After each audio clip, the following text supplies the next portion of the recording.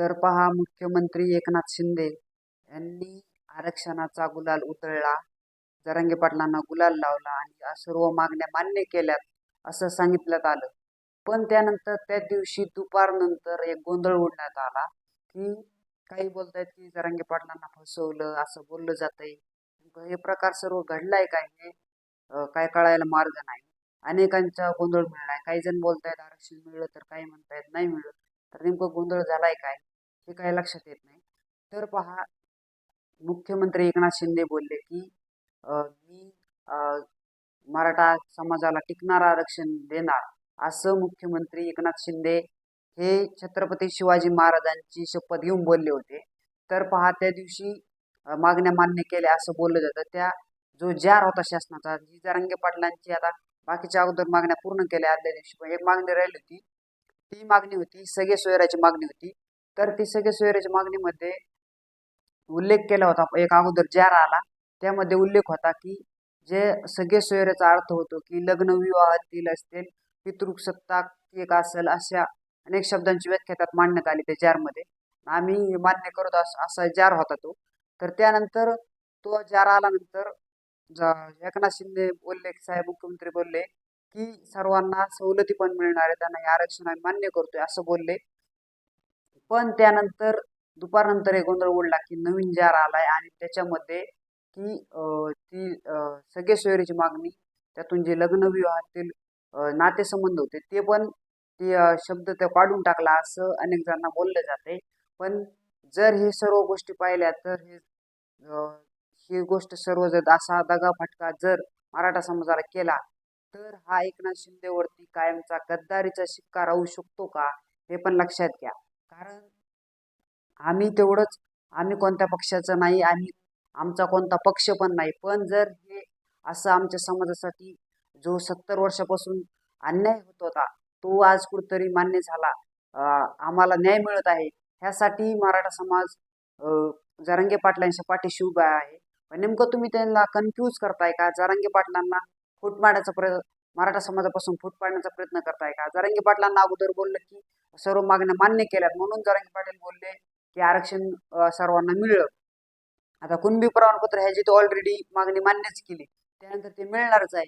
पण जी सगळे सोयरीची मागणी होती त्यानंतर तुम्ही मान्य झाली असं बोललात, पण त्यानंतर ती मागणी केलेली नाही, अंमलात आणलेली नाही. तर हे पहा तुम्ही, ह्याच्यावरती तुम्ही स्पष्ट भूमिका आहे का तुमची?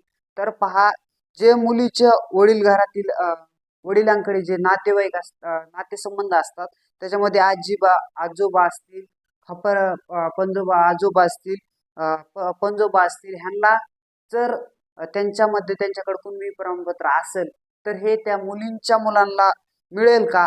आणि जो जो विवाह आहे तो जर सजातीय असेल, म्हणजे मराठा समाजामध्येच असेल, तर एकच समाजाचा असेल, तर त्यांना कुणबी प्रमाणपत्र हे मिळेल का? तर ह्याच्यावरती तुमची स्पष्ट भूमिका तुम्ही केलेली नाही. ह्याच्यामुळे सर्वात मोठा गोंधळ उडलेला आहे. तर ते जर तुम्ही स्पष्ट भूमिका केली तर खरंच मराठा समाज तुम्हाला मानेल आणि तुम्हाला मुख्यमंत्री म्हणून पुढेही तुम्ही उभा राहू शकतात. तुम्ही पुढे राजकारणामध्ये टिकू शकतात. पण जर हा आमच्या मराठा समाजाशी दगाफटका केला तर तुम्ही कायमचेही अ, अ, बाद होऊ शकतात, हे लक्षात घ्या. असा दगाफटका मराठा समाजाशी करू नका. कारण ह्याच्यामुळे जरांगे पाटलांना उपोषण बसण्याची वेळ आलेली आहे. कारण असा तुम्ही प्रत्येक वेळेस किती वर्षापासून, सप्टेंबर महिन्यापासून तुम्ही वेळ घेतलेला आहे, पण अद्याप तुम्ही फक्त मागणी पूर्ण करा. आमचं काहीच मत नाही तुमच्यावर, आम्ही का बोलू? तुम्ही मागण्या पूर्ण करा. मराठा समाज असेल तुम्हाला काहीच बोलणार नाही. तुम्ही मागण्याच पूर्ण केल्यानंतर तुम्हाला बोलण्याची वेळच येणार नाही. मागण्या तुम्ही पूर्ण केल्या तर कोणीही तुम्हाला बोलणारच नाही. तुम्ही मागण्या पूर्ण करत नाहीत, म्हणून हा वेळ बोलण्याची वेळ येत आहे, हे लक्षात घ्या. जर असा दगाफटका केला तर मराठा समाज शांत बसणार नाही, हे पण लक्षात घ्या. आणि अशी वेळ तुम्ही मराठा समाजावरती आणू नका की डबल उपोषण बसण्याची वेळ आणू नका. कारण जरांगे पाटलांच्या 70 वर्षापासून लढा होता, तो आज न्याय मिळाला, हा जरांगे पाटलांमुळे मिळतोय, हे लक्षात घ्या. कारण आतापर्यंत कित्येक बळी गेले, तरीही समाजाला न्याय मिळाला नव्हता. मुख्यमंत्री जागे झाले नव्हते, आता पण सरकार जाग नव्हतं, तरीही समाजाला आरक्षण मिळलं नव्हतं. पण आता एकनाथ शिंदे असल्यामुळं मराठा समाजाला कुठेतरी काही ठिकाणी 90% आरक्षणाचा लढा हा यशस्वी झाला म्हणता येईल. पण काही पत्रकार बोलतायत की जरांगे पाटलांना मॅनेज केलंय शिंदे साहेबांनी असं बोललं जातंय. नंतर गुलाल का लावला? खरंच जरांगे पाटील मॅनेज झालेत का? त्यांच्या पक्षामध्ये प्रवेश करणार आहे. तर याच्या पाठीमागं तुम्ही पहा, जर 70 वर्षापासून अनेक जणांनी बळी दिले, आतापर्यंत मराठा समाज किती लोकांनी आत्महत्या केल्या, तरी पण आपल्या मराठा आरक्षणाची लढाई ही पूर्ण झाली नव्हती, यशस्वी झाली नाही. पण आता कुठेतरी यशस्वी झाली म्हणून हा जरांगे पाटलांनी त्यांना गुलाल लावला होता, हे लक्षात घ्या. म्हणून त्यांचा हे केला होता, सत्कार केला होता.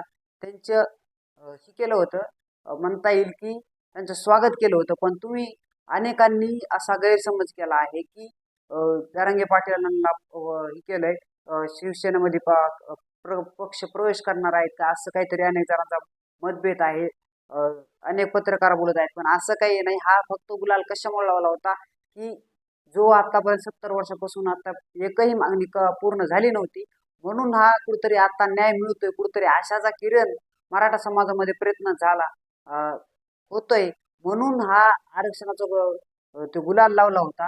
पण उगीच काहीतरी गैरसमज करून मराठा समाजामध्ये संभ्रम निर्माण करू नका. ह्याच्यावरती एकनाथ शिंदेंनी स्पष्ट भूमिका घ्यावी, तरच मराठा समाज हा शांत बसणार नाही. नाहीतर तुम्हाला बाकी काय बोलल कुणी काय सांगता येत नाही. कारण आम्ही मराठा समाज हा शांत बसणार नाही. तुमच्यावर तुम्ही ही स्पष्ट भूमिका करा, हे लक्षात घ्या. मराठा समाजाशी दगाफटका करू नका. जी तुम्ही बुवा शपथ घेतली तीच खरी ठरली तरच तुम्ही पुढील निवडणुकीत टिकू शकतात, हे लक्षात घ्या. अन्यथा तुम्ही टिकणार नाही. कारण तुम्ही ह्या मराठा समाजाशी दगाफटका केला तर आम्ही सहन करणार नाही. आम्ही तुम्हाला तेवढंच कारण मानतो, कारण बाकीचे अनेक मराठा समाजाचे असून विरोध करतात, पण तुम्ही अद्याप विरोध करत नाही. ह्याबद्दल आमची तुमच्याबद्दलची भूमिका ही चांगलीच आहे. पण आमच्या गोड बोलून तुम्ही उगाच दगाफटका केला तर आम्ही शांत बसणार नाही, हे पण मराठा समाजाने लक्षात घ्या. आता थोड्या दिवस ही शांत बसा, हे लवकर तुम्ही त्याची अंमलबजावणी करा. नुसतंच सांगून आम्हाला नादी लावण्याचा प्रयत्न करू नका, अन्यथा आम्ही शांत बसणार नाही. कारण 90% तुम्ही मागण्या मान्य केला त्याबद्दल तुमचा आभारच आहे. पण ही जी सगळे सोयऱ्याची मागणी आहे ते पूर्णपणे जर हे विचारण्यात आलं, ह्या गोंधळ उडला कसा, तर पहा, जे संजू भोर पाटील असतील, जे एकनाथ शिंदे साहेबांचे नेते आहेत, त्यांच्याबद्दलचे मोठे नेते आहेत, त्यांना प्रश्न विचारण्यात आला की जर जे आईकडील ही होते कुणबी प्रमाणपत्र असेल, त्यांच्या वडील असतील, आजोबा असतील, पणजोबा असतील, यांना जर कुणी कुणबी प्रमाणपत्र मिळालेलं असेल तर हे त्यांच्या मुलांना मिळेल का, ह्यासाठी विचारण्यात आलं. तर ते बोलले नाही मिळणार आहे. ते फक्त जे वडिलांकडेच जे पितृसत्ताक मधीलच नातेसंबंध आहेत त्यांनाच मिळणार आहे. याच्यामुळे सर्वत्र गोंधळ निर्माण झाला आहे. ह्याच्यावरती मुख्यमंत्र्यांनी ह्याच्यावरती उत्तर द्यावं, अन्यथा गोंधळ उडणार नाही. नाहीतर आमच्याशी दगाफटका केला तर आम्ही सहन करणार नाही.